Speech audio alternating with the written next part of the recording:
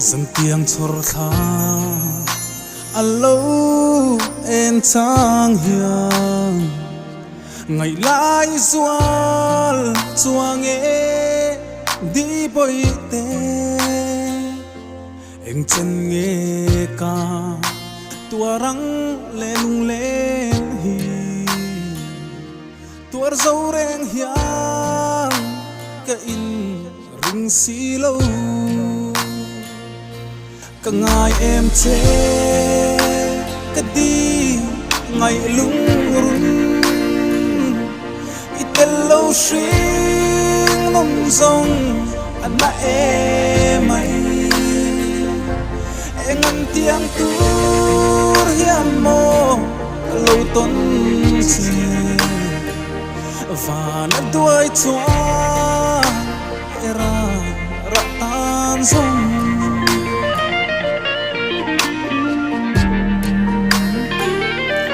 lại ru cần đủ thứ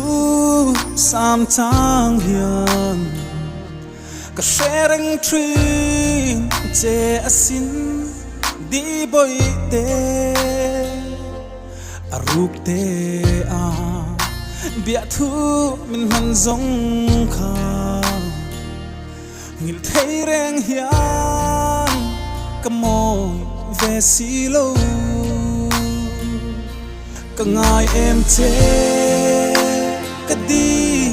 ngày lung rung ít lâu xuyên nông rong anh đã em mày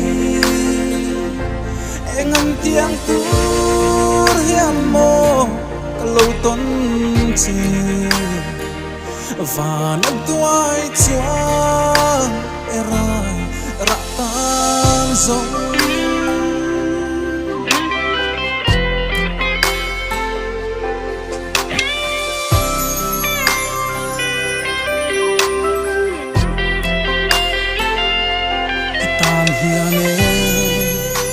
cả hun nun giống tê cả lăn sẽ khá ingil ta em ni nuôi hia và sắc mê min chọn gian tê khá tham răn si lâu mit tha anh na tham reng cả ngày em chê cả đi ngày lung rung ít lâu xuyên nôn rong anh đã em mày em ngăn tiếng tu hiam mô cả lâu tuần chê và năn đuôi chua